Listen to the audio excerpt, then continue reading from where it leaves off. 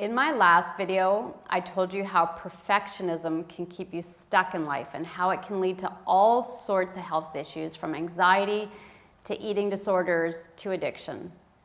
Today, I want to examine another way you keep yourself stuck, and that's by second-guessing yourself.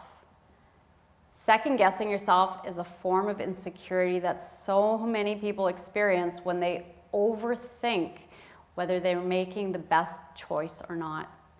And whether you're a perfectionist or your insecurity has you second-guessing yourself, both scenarios are mentally exhausting. Now, you might think this isn't you, but remember, it's hard to see yourself clearly, and you might even be proud of how you overanalyze your decisions. But can you think of a friend that has the same issue, and that friend overanalyzes everything? Don't you wish they could just make up their mind and get on with things? For example, I have a really wonderful friend in my life who's been talking about changing careers for 10 years now.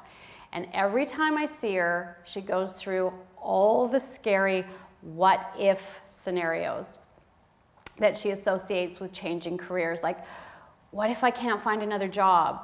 Or what if no one wants to hire me? Or what if I make the wrong decision? Well, what I want to say to her is, what if you're making yourself sick because your current situation is so toxic? What if you lose your health by staying? What would your life be like if you stopped replaying those what-if scenarios in your mind about making the wrong decision? Think about how freeing it would feel to finally trust yourself fully. When you become so consumed with failure and direct all your energy towards your fears, you rob yourself of your potential for success. But let's set that idea of success aside for just a minute and look at how you can stop second-guessing yourself for good. From a yogic perspective, there are 2 key chakras you can start working on right away to free yourself from this mental pain. And this is why yoga is so powerful as a healing tool. You see, instead of using your mind to battle obsessive or insecure thoughts, you work with the body to stop the self-sabotage. You can outsmart your mind if you work with the body. Now, the key chakras involved in healing yourself are your 3rd chakra, which will build your confidence, and your 6th chakra to activate your intuition. Let's start with the intuition. Your mind has 2 operating systems when it comes to decision making. The first one is connected to your intuition.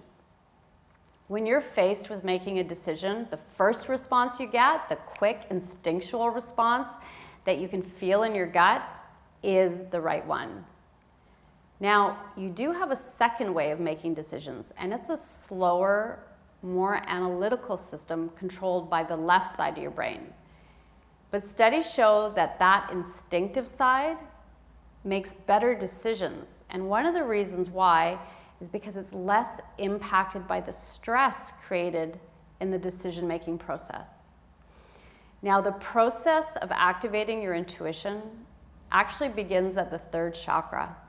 That gut feeling is your intuition.